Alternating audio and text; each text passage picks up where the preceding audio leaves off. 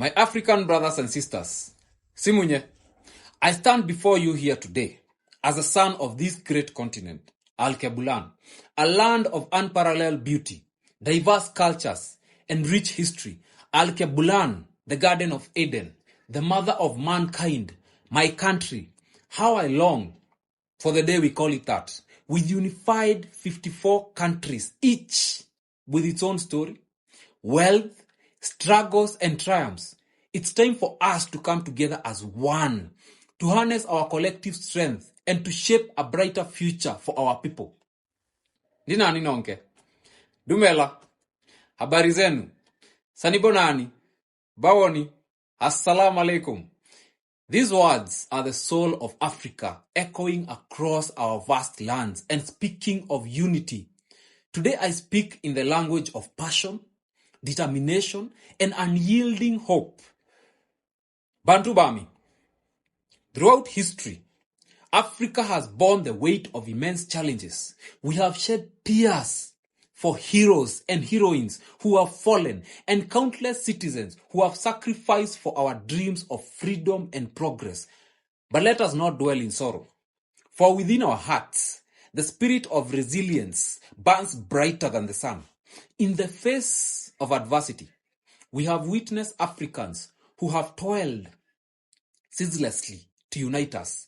We owe it to them and to the generations yet to come to carry forward their legacy.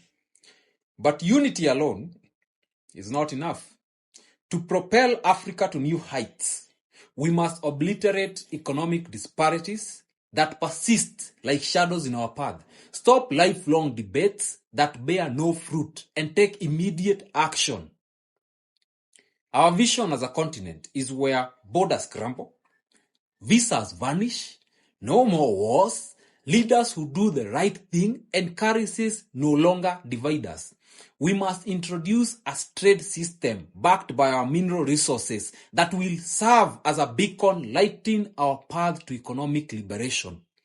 Our borders continue to hinder goods and services within the region. We should be able to order jele from Nigeria, or IKEA from the Xhosa people of South Africa, or any other item, and have it delivered with ease anywhere within the continent. Hongera to the leaders who have so far agreed to abolish visas. Rwanda, the Gambia, Benin, Seychelles, Democratic Republic of Congo, and the 90 days visa-free for Kenyans in South Africa. We will keep pushing until we have no more visa requirements for our African citizens. Jamaata, education is a cornerstone of our progress, and our schools must evolve to equip our children with the armor of knowledge and innovation.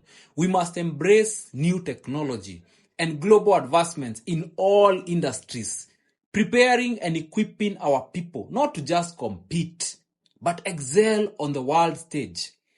We must change the African image on a global scale by utilizing social media, encouraging the world to experience our culture, music, and all that truly defines us.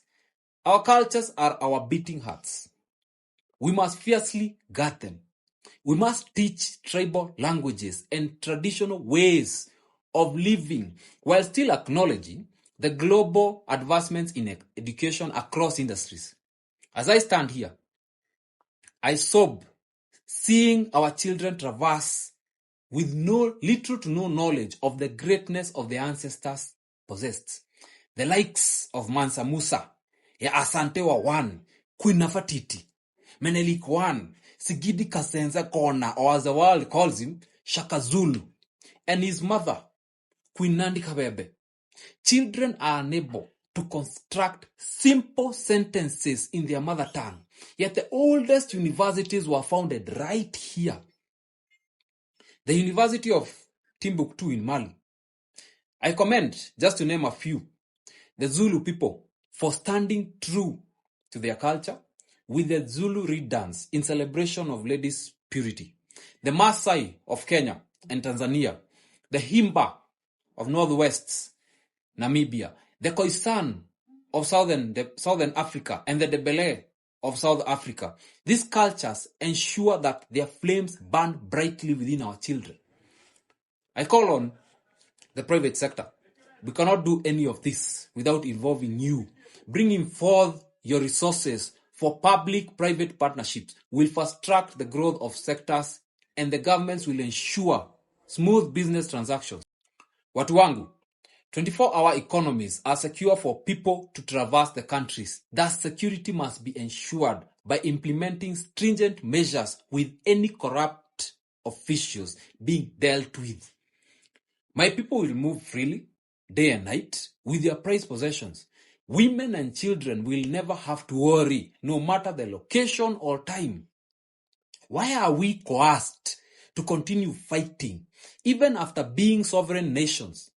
To the west, east, north, south, militia continues to wreak havoc on our people, all for natural resources. I look to you, leaders. Address this, and your names will be forever carved in the hearts of the people for generations to come. We stand in a rich and vast farming lands, yet my people struggle to access food and water. Knowing how much our leaders are allocated to cater for this, but decades go by and no change.